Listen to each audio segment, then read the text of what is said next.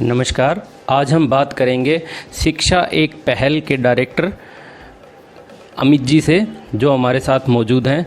Sir नमस्कार। मैं आपसे सबसे पहले जानना चाहूँगा, शिक्षा एक पहल ये क्या प्रोग्राम है और इसका है वो क्या उद्देश्य है? जय हिंद सर। एक पहल इंडिया एक कोचिंग के लिए हमने एक प्रोग्राम बनाया है और इसमें जो बच्चे आईएएस की तैयारी करना चाहते हैं, आरएएस की करना चाहते हैं और सीईटी की तैयारी करना चाहते हैं, तीसरा कोर्स हमने अभी नया ऐड किया था। तो वो बच्चे जो कोचिंग करना चाहते हैं लेकिन पैसे नहीं होते हैं और महानगरों में नहीं रह कर के तैयारी कर सकते, उन सब के लिए ये एक प्रोग्राम बनाया गया जिसका नाम एक पहल इंडिया है, जिसे हम भारत के राजस्थान राज्य से अभी लॉन्च कर रहे हैं। और जो सरकारी स्कूल, जो उच्च माध्यमिक हैं और महाविद्यालय हैं, जो गवर्नमेंट कॉलेज हैं और जो राज्य वित्त पोषित विश्वविद्यालय हैं, उन सब में इसे लागू कर दिया गया है। सरकार के साथ एमओयू किया गया है और अभी आपने देखा अभी 9 तारीख को सीएम साहब ने उसका शुभारंभ किया है। अशोक गहलोत जी हमारे माननीय मुख्यमंत्री महोदय हैं और अब कक्षाएं स्टार्ट होने का समय है केवल। तो ये पूरे गांव-गांव तक एक पहल इंडिया एक कोचिंग व्यवस्था है जिसमें जिसके पास पैसे नहीं है और पढ़ना चाहता है, ऑफिसर बनना चाहता है, उसके लिए ये प्रोग्राम बनाया गया है। सरकार का जैसे अभी जो अनुप्रति योजना करके एक प्रोग्राम गवर्नमेंट का ऑलरेडी चल रहा है, तो आपका एमओयू अनुप्रति के थ्रू हुआ है या फिर आपका अलग से उसके अंदर एमओयू हुआ है? सर अनुप्रति जो कोचिंग योजना है उसमें लगभग 30,000 बच्चों के पढ़ने की व्यवस्था है। दूसरी बात यह है कि उसमें भी मापदंड हैं कि भाई आपकी परसेंटेज बेस होना चाहिए। क्या होता है, जब मैं 10वीं क्लास में पढ़ता था दिमाग में नहीं था कि मैं आईएएस की तैयारी करूंगा, तो मुझे पता भी नहीं था कि अगर कि आने वाले टाइम पे अनुप्रति कोचिंग योजना मुझे एडमिशन लेना है। शायद 10वीं 12वीं में कोई बच्चा पढ़ रहा होगा, शायद अनुप्रति के बारे में नहीं जानता होगा। तो अनुप्रति में जब आता है तो वो सोचता है कि मेरी तो परसेंटेज ही नहीं है, तो कैसे एडमिशन लेगा। तो हमने एक पहल इंडिया को अलग से एक प्रोग्राम डिज़ाइन किया है। कई ऑफिसर्स ने इसमें दिमाग लगाया मेरे साथ। तो हमने क्या रखा है इसमें मूल रूप से कि एक तो अनुप्रति कोचिंग योजना सरकार की अपनी योजना है और एक पहल इंडिया ये जो हमारा ट्रस्ट है एक पहल, उसकी योजना है। उसमें परसेंटेज को मापदंड नहीं रखा है हमने, नंबर 1, क्योंकि इसमें केवल एक ही मापदंड है कि आप पढ़ने को तैयार हों।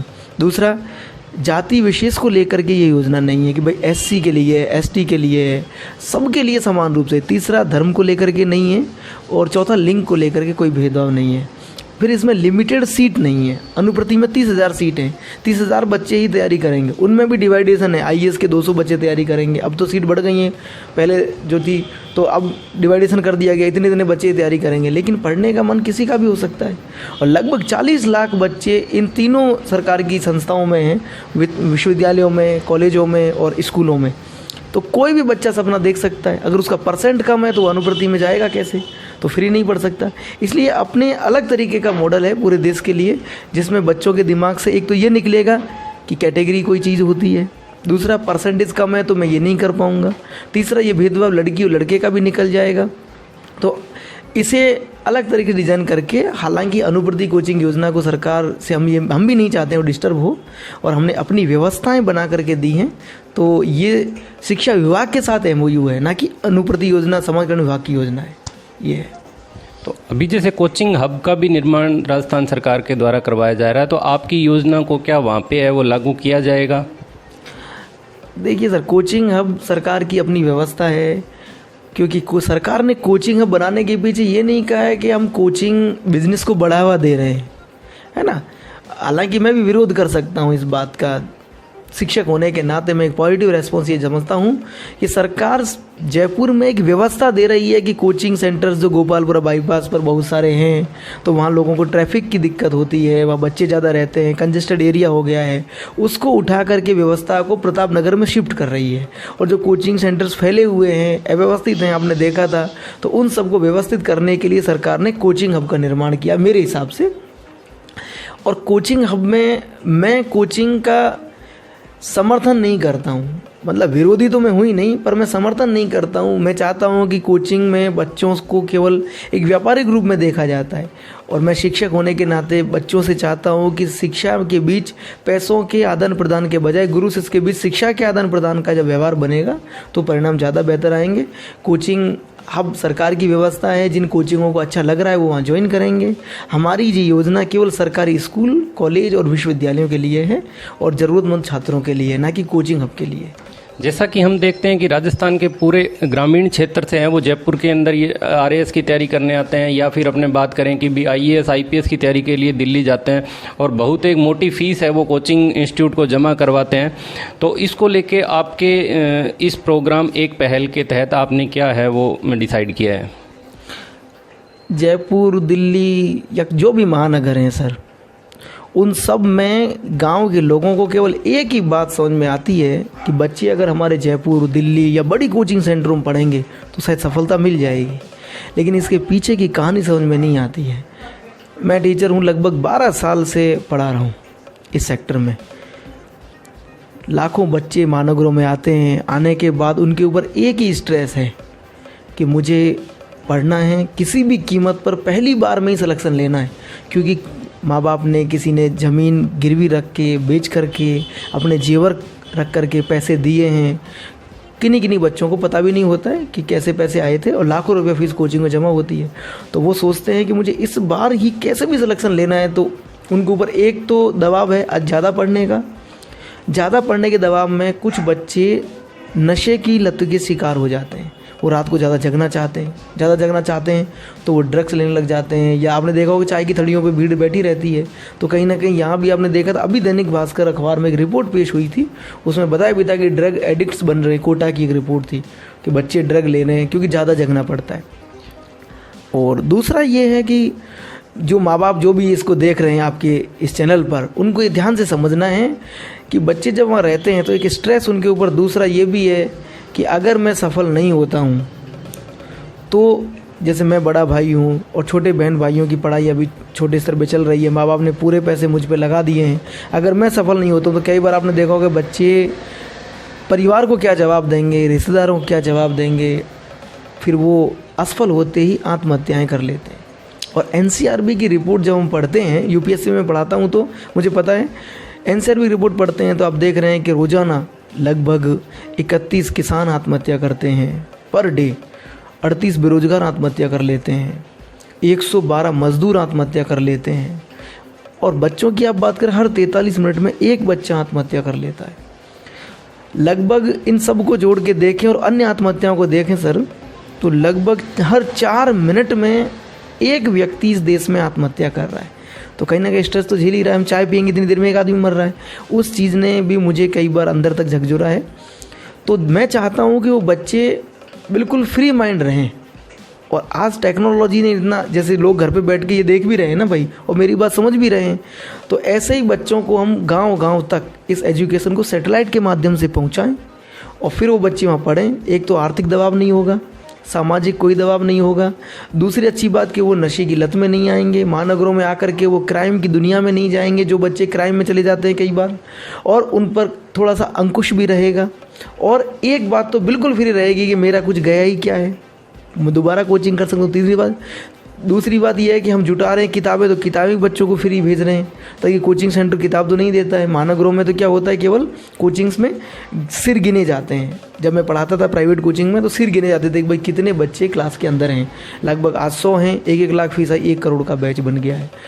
और दबाव होता है टीचर पे कि अच्छा आप स्पीच दीजिए ताकि बच्चे बढ़ें, तो 200 बच्चे हो गए। लेकिन इसमें ऐसा नहीं है, इसमें केवल बच्चे के परिणाम पर हम जोर देंगे। और मैं चाहता हूं कि बच्चे गांव में रह कर के ही तो सफलताएं मिल रही हैं, खूब सारी प्रतिभाएं तो आ रही हैं सामने, आप देख रहे हैं खूब। तो फिर बच्चों को क्यों माहौल बनाया जाए कि जयपुर में ही आके आप सफल हो सकते हैं। ऐसे बहुत सारे आईएएस जो इस टीम में जुड़े हुए हैं वो आराम से बता देंगे अपनी जीवनी, वो भी देख लीजिए। आपने जैसे बताया कि भी स्ट्रेस लेवल को आप है वो कम करेंगे और ग्रामीण क्षेत्र के अंदर है वो घरों के अंदर बच्चे रह के पढ़ाई कर सकते हैं। लेकिन मेरा क्वेश्चन आपसे एक ये रहेगा कि आज के समय के अंदर है वो ऋण की सुविधा है वो हर आदमी को उपलब्ध है, और वो कहीं से है वो पैसे का व्यवस्था करके, और अगर कोई पढ़ने वाला बच्चा है और अगर वो सोचता है कि भी मैं कुछ ऋण की राशि लेके और वो जैसे बड़ी कोचिंग्स के अंदर अगर मैं तैयारी करूँगा तो मेरे को 100% एश्योरेंस मिलेगा कि भी मेरा सिलेक्शन होगा। जैसे कई कोचिंग वाले दावा करते हैं। तो आपका इस बारे में क्या कहना है? आप कितना % है वो एश्योरेंस देंगे बच्चों को कि आपके माध्यम से वो बच्चे किस हिसाब से सेलेक्ट हो सकते हैं, और बुक्स वगैरह का है वो आपका स्टेशनरी का क्या रहेगा? देखिए सर, पहला सवाल ये था कि कोई पढ़ना चाहता है तो वो ऋण ले सकता है। पहली बात तो यही है कि सबसे सरल शब्दों में मैं बच्चों को बताऊंगा कि जब आप पढ़ना चाहते हैं ना तो ऋण की ज़रूरत नहीं होती है। इस देश में डॉक्टर भीमराव अंबेडकर भी हुए थे, तो उन्होंने पढ़ाई के लिए ऋण नहीं लिया था, उनकी मदद करने लोग सामने आए थे। आपके अंदर जब ये आग होगी कि मुझे कुछ करना है, तो आपके जैसे लोग उनको सुविधाएं देने खुद आ जाएंगे। हमारे नीरज के पवन सर, जिन्हें मैं आदर्श मानता हूँ, जिनके मार्गदर्शन में हम इतने बड़े हुए हैं, वो भी कहते हैं क्लास में आते ही कि IAS बनने के लिए सबसे पहली शर्त यह है कि आप पढ़ने को तैयार हों। दूसरी बात, ऋण की बात को लेके मैं कहूँगा कि ऋण, कोचिंग के लिए ऋण नहीं मिलता है।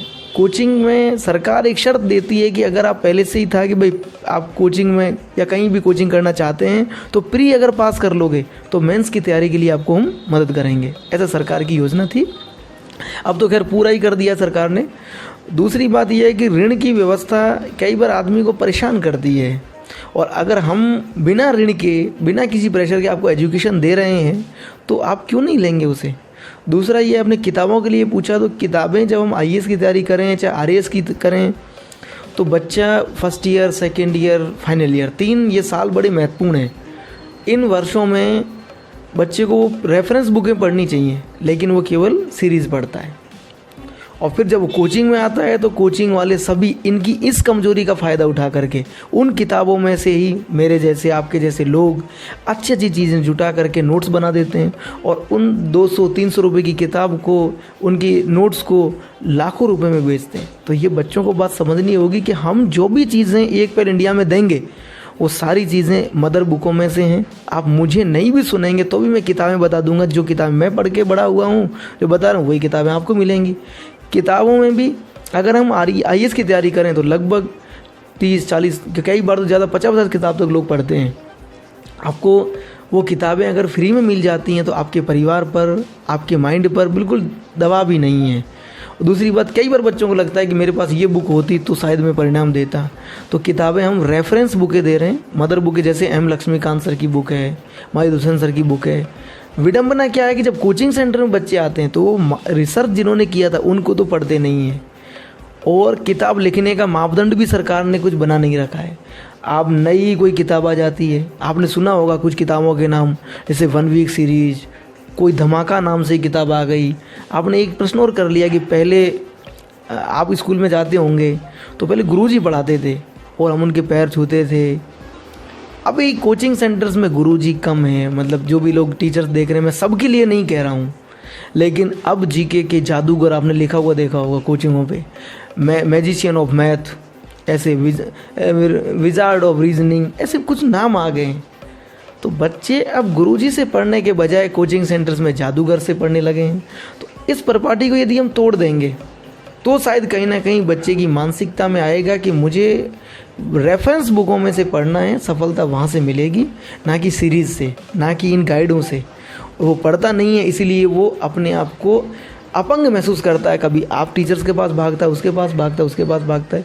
तो इस सब माइंड को या मानसिकता को बदलने में मुझे टाइम ज़रूर लगेगा, लेकिन आने वाले 2 साल तक बाद मुझे लगता है कि अच्छे परिणाम मिलेंगे। बुक्स आप ग्रामीण क्षेत्रों के अंदर किस हिसाब से प्रोवाइड कराएंगे? जैसे यहाँ आपके रजिस्ट्रेशन करवा लेते हैं तो क्या माध्यम रहेगा कि उन बच्चों को लगभग सर जो आइडिया मोटा मोटा 40 लाख बच्चों का हम टारगेट लेके चल रहे हैं, छोटा नहीं है। और 40 लाख बच्चों को किताबें, क्योंकि टेक्नोलॉजी से पढ़ाना तो ये है कि सबको बिठा के हम पढ़ा रहे हैं, तो वहाँ बहुत इन्वेस्टमेंट नहीं है। एक स्कूल पर लगभग 6,000 रुपये का सालाना करीब प्रसारण का खर्चा आता है, सर्वर का भी खर्चा है, सर्विस भी है। लेकिन बच्चे को किताबें देने की बात आती तो IAS में ही लगभग 14-15 हज़ार रुपये का एक किताबों का सेट है। हर बच्चे को मैं उपलब्ध नहीं करवा पाऊँगा। आप जो लोग देख रहे हैं समझ भी रहे होंगे, इतनी किताबों का पैसा मेरे पास नहीं हो सकता। हमने इसकी क्राइटेरिया तय किया है कि जो भी बच्चे IAS की तैयारी कर रहे हैं वो बैच अलग, RAS का अलग और CET का अलग।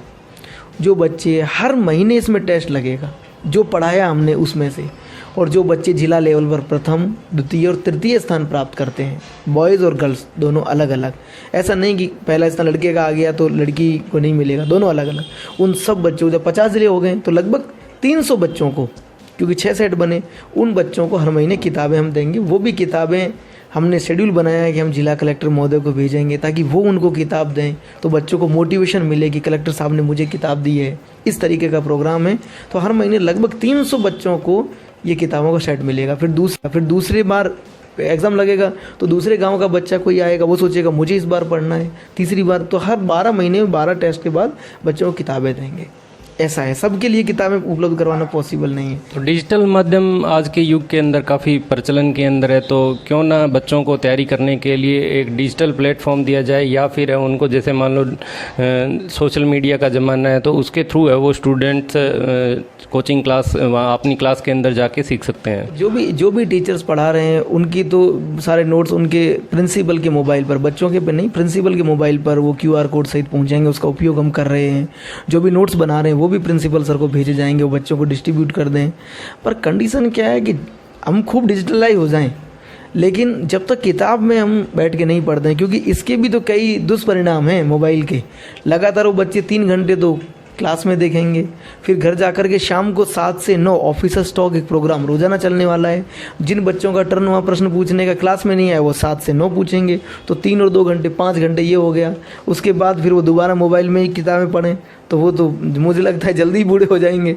इसलिए ये थोड़ा सा देखना है, किताबें भी बच्चों को पढ़नी चाहिए। और इस पर तो पूरी किताबें मिलेंगी ही ऑनलाइन, लेकिन वो नोट्स मिल पाएंगे जो क्लासरूम पढ़ाया जा रहा है। क्योंकि कई बार आपने देखा कॉपीराइट का इशू है, तो ये भी तो कानून है जिसका लोग उपयोग करते हैं। तो किताबें हार्ड तो उन्हें मिलेंगी, तो इन किताबों में जो अच्छी चीज़ें टीचर पढ़ा रहे हैं वो उनके मोबाइलों पर प्रिंसिपल के द्वारा भेजे जाएंगे। हम केवल प्रिंसिपल को भेजेंगे, जो नोडल ऑफिसर उसको भेजेंगे। कितना % आप एश्योरेंस देते हैं बच्चों को सिलेक्शन का? देखिए, पर जैसे मैं अभी इस योजना को लेके चल रहा हूँ, जो भी बच्चे माँ बाप सुन रहे हैं उनके लिए एक महत्वपूर्ण बात बता देता हूँ। सफलता जब हम कोई भी युद्ध लड़ते हैं, क्योंकि ये भी बच्चों के सामने युद्ध ही है, तो युद्ध हमेशा 2 जगह होता है। जब हम युद्ध लड़ने ग्राउंड में जाते हैं, उससे पहले युद्ध हमारे दिमाग में हो रहा होता है। और जिस समय हमारा दिमाग उस युद्ध की रणनीति को अच्छी तरह समझ जाता है और दिमाग में ये तय हो जाता है कि अब कोई दिक्कत नहीं है, अब मैं जीतूंगा, तो विजय होने के चांस 100% उसी समय बन जाते हैं। तो ये सफलता और असफलता बच्चों की मेहनत, उनकी मानसिकता पर निर्भर करती है। मैं उनसे डायरेक्ट वे में मिल नहीं पा रहा हूँ। ये कई लोग इसकी कमजोरी भी बताएंगे इस कार्यक्रम की, जब आप डायरेक्ट ही नहीं मिल रहे हैं तो कैसे। लेकिन बच्चे को ये खुद को तय करना है कि जो मुझे बताया जा रहा है उसके पास इसके अलावा कई विकल्प भी हैं। यूट्यूब पे भी लोग पढ़ा रहे हैं, तो वहाँ भी वो कंपैरिजन कर लेगा क्या सही है क्या गलत है। और ये बच्चा की मेहनत तय करेगी कि उसको कितने दिनों में सफलता मिलेगी। यहाँ से मैं समझता हूँ कि जब मानसिक रूप से वो स्वस्थ है तो सफलता के चांस ज़्यादा बढ़ जाते हैं। और रही बात कि कितने बच्चे सफल होंगे, तो उसके लिए मैं कहूँगा कि देखिए, भारत को विश्व गुरु कहते हैं। जो गुरु की बात मानता है, गुरु के आचरण पे चलता है, गुरु का आदर करता है, उस बच्चे की सफलता के चांस बढ़ जाते हैं। कुछ बच्चे क्या करते हैं, गुरु को मानते तो हैं लेकिन उतनी देर तक जितनी देर वो सामने है, उसके बाद वो नहीं मानते हैं, उसके बाद वो अपने अलग रुख दिखाते हैं। तो मैं उन सब बच्चों को कहूँगा कि आप जिसकी बात माने, जिस गुरु को आप मानते हैं उसकी बात माने, उसको धारण करें, सफलता मिलेगी। अब आपके दिमाग में ही नहीं है कि भाई इन गुरुजी की बात माननी है मुझे, तो सफलता की कोई गारंटी, मेरे पास कोई इंजेक्शन नहीं है मैं लगा दूंगा आपको, तो सफल होंगे। पर बस केवल आप उनकी बात माने। सरकार के साथ आपका MOU हुआ है, और सरकार है वो आपको किस टाइप से मदद करेगी? कोई फाइनेंशियल सपोर्ट भी गवर्नमेंट की तरफ से रहेगा? मदद के नाम पर सभी के दिमाग में बस एक ही चीज़ चलती है कि पैसे की क्या व्यवस्था होगी। कई बार हम किसी व्यक्ति को हौसला भी दे देते हैं कि हम तुम्हारे साथ हैं, वो सबसे बड़ी मदद होती है। जब मैंने पहली बार प्रस्ताव रखा था, निरंजन R सर थे उस समय मुख्य सचिव, तो उन्होंने इस प्रपोजल को पढ़ा अच्छे से, और शायद 13 दिन ही हुए थे तब तक तो आदेश हो चुका था।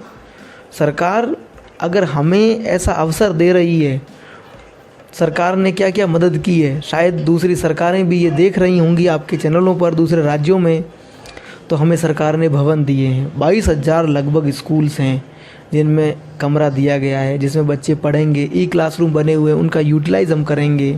दूसरी बात, टीचर्स की ड्यूटी लगाई गई है, एक पहल समितियां बनाई गई हैं, प्रोफेसर्स उसमें काम कर रहे हैं, उनको हम अलग से सैलरी थोड़ी दे रहे हैं, वो तो सरकार काम कर रही है। इसका मतलब जो मेरा काम था इस सफलता को, इस एक पहल इंडिया को आगे बढ़ाने का, उसमें बहुत बड़ी अहम भूमिका सरकार की भी है। ऐसा नहीं हो, सरकारी कर्मचारियों की भी बड़ी भूमिका है, ऑफिसर्स की बड़ी भूमिका है। तो मैं धन्यवाद देता हूँ कि ऐसे मुख्यमंत्री अशोक गहलोत जितने मतलब सेंसिटिव हैं कि हर मजबूर की बात को समझते हैं। जब ये सरकार के पास प्रपोजल गया, निर्देश अधिकारियों को मिले, तो आज 22,000 कमरों में आप मोटा मोटा आइडिया लगाइए कि एक कमरे का बिल अगर 500 रुपये भी आ रहा है तो कितना बिल हर महीने यहाँ बाहर पड़ रहा है सरकार पर। फिर भी वो कर रही है ना, किसके कहने पर? मेरे करने पर।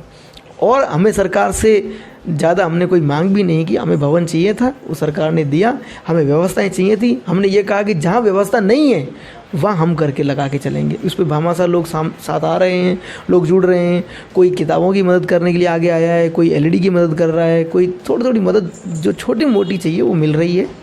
और टीचर्स की फैकल्टी को कुछ लोग आपके जैसे हैं, वो तैयार भी हो रहे हैं कि मैं पढ़ा दूंगा। कुछ लोग ऐसे भी जो भाई पैसे लाखों रुपए लेते थे वो हज़ारों में भी आ गए।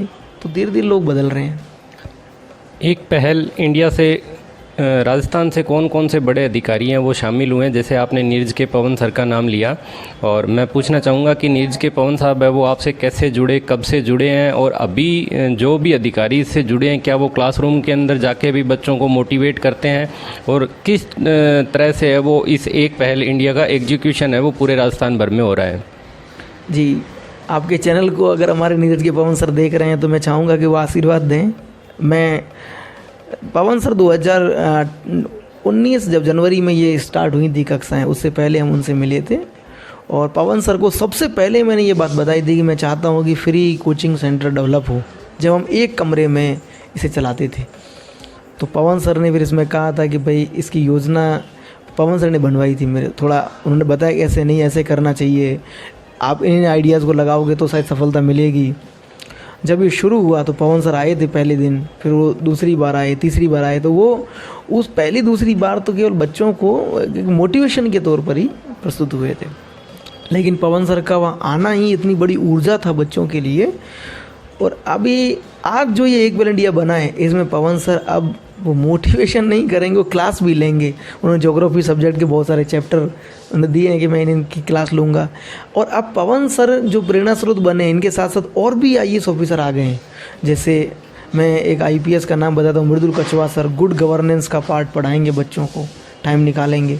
आपने देखा होगा टीना डाबी मैम है, उनका भी इसमें नाम है। जब हम वो वित्त सचिव थी यहाँ पर, सह वित्त सचिव हम मिले थे, उन्होंने भी कहा कि मैं भी कैसे पढ़ाऊँगी। मैंने कहा मैम हम एलईडी घर पे भी लगा सकते हैं। हमने कहा मैम बस आप टाइम निकालिए। तो मैम ने कहा कि ठीक है, मैं भी प्रयास करूँगी।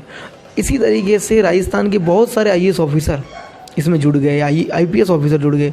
अब लगभग आरएएस, आईएएस और इन सब को मिला करके लगभग 100 की संख्या को हम पार कर चुके हैं। ये सरल बात थी कि राजस्थान ही नहीं, मतलब दूसरे, राजस्थान तो मेरे लिए आसान था, भाई सभी ज़िलों में हम फ़ोन भी कर सकते हैं, ऑफिसर से मिल भी सकते थे, लेकिन दूसरे राज्यों के ऑफिसर्स इसमें पढ़ाने के लिए तैयार हुए।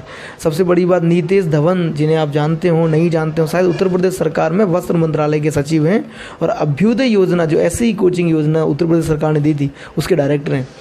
तो वो भी इसमें क्लास लेंगे।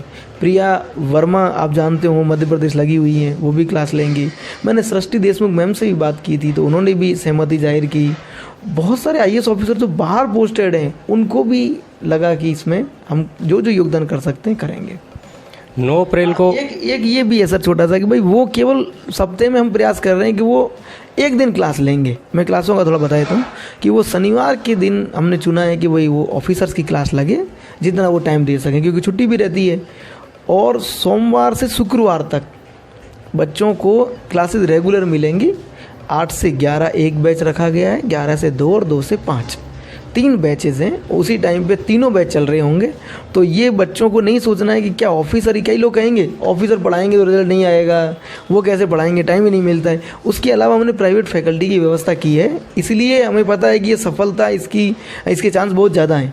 तो सोमवार शुक्रवार तो प्राइवेट टीचर पढ़ाएंगे, शनिवार संडे जो दिन मिलेगा उसमें ऑफिसर्स उनको पढ़ाएंगे। और जब वो बच्चे उनसे कुछ पूछना चाहेंगे, कोई टॉपिक नहीं हो पाया, तो एक्स्ट्रा क्लास लगाने का भी इसमें प्रावधान रखा गया है।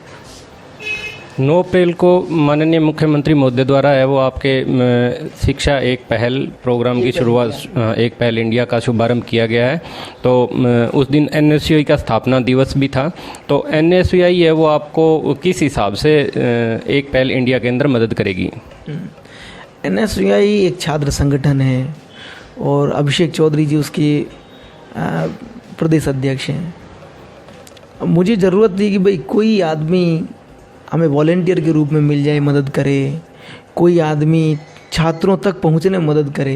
तो अभिषेक चौधरी जी से व्यक्तिगत तौर पे जब मैं मिला, मैं सबसे मिला, ऐसा नहीं अभिषेक चौधरी जी कोई पर्टिकुलर एक व्यक्ति थे, मैंने अपनी बात को सभी के साथ रखा। अभिषेक चौधरी जी ने कहा कि हमसे क्या चाहते हैं। मैंने कहा कि सर वॉलेंटियर के रूप में कुछ लोग मिल जाएँ, जो वहाँ कॉलेजों में कक्षाएँ चल रही हैं कि नहीं, व्यवस्थाएँ हो रही हैं कि नहीं, उस पर थोड़ी मदद कर दें, आपके पास टीम बहुत सारी है। तो इस लिहाजे से उन्होंने कहा कि हम आपकी मदद करेंगे। तो NSUI का जो, ये तो संयोग की बात है कि उसी दिन NSUI का स्थापना दिवस था और उसी दिन हमें डेट मिली। तो NSUI का ये हो गया कि भाई NSUI के स्थापना दिवस पर ही एक पहल इंडिया का शुभारंभ हो गया। NSUI हमें मदद कर रहा है कहाँ पर, जहाँ हमें वॉलेंटियर्स के रूप में ज़रूरत पड़ रही है। अच्छा छात्र संगठन है अपनी जगह पर, लेकिन कुछ लोग इसको राजनीति से जोड़ने का प्रयास कर रहे हैं, वो गलत है। NSUI अपना राजनीतिक संगठन हो सकता है, लेकिन उसने अगर हमें मदद की है तो हम उसे स्वीकार करते हैं। और अभिषेक चौधरी जी भी अच्छे इंसान हैं और ज़रूरत पड़ेगी तो हम उन्हें अब याद कर लेंगे।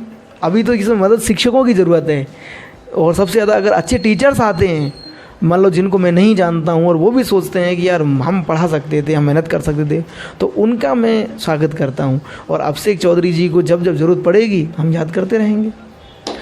आपने युद्ध की बात की, तो आपने कोचिंग क्लासेस के खिलाफ में एक युद्ध अभियान की शुरुआत की है। आपने क्या रणनीति बनाई है कि आप इसको है वो ढंग से कर पाएंगे? देखिए, एक शब्द ही ये, पहली बात तो जितने भी कोचिंग के डायरेक्टर सुन रहे हैं, आपको देख रहे हैं, वो मैं उन सबसे माफ़ी चाहूँगा कि मैं आपके खिलाफ युद्ध नहीं छेड़ रहा हूँ। मैं उन बच्चों को व्यवस्था दे रहा हूँ जिनको ज़रूरत थी। मेरे कहने से, मेरे ऐसा करने से सारे बच्चे नहीं रुकेंगे। और ये युद्ध नहीं है, ये उस झोंपड़ी के लिए युद्ध है जिसमें एक व्यक्ति, मैंने वो गरीबी देखी है मेरे गांव में, मेरे नज़दीक। मेरे पिताजी टीचर हैं तो बहुत पैसे मिलते नहीं थे, पर फिर भी मैंने नज़दीक से देखा है। एक व्यक्ति, सर आपने देखा होगा, साइकिल पर जाता है, सुबह काम तलाश करने जाता है, 4-5 बच्चे हैं उसके घर में, 400-500 रुपये मजदूरी मिलेगी उसे, वो लाखों की फीस कैसे देगा?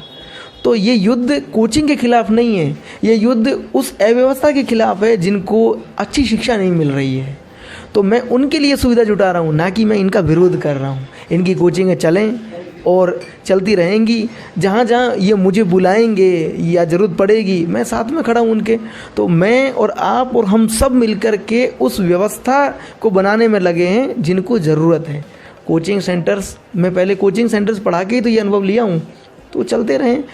और दूसरी बात यह है कि सर आपने जो युद्ध की बात कही, तो युद्ध तो वो पिता लड़ता है जब 4-5 बच्चों को पढ़ाता है, उसके पैसे नहीं होते हैं, मजबूरी होती है। मैंने वो दिन भी देखे हैं और मैं महसूस भी करता हूँ शिक्षक होने के नाते कि जब वो पिताजी अपने एक बच्चे को समझाते, बेटा इस बार इसकी फ़ीस भर रहा हूँ, अब की बार तेरी फीस भरूँगा।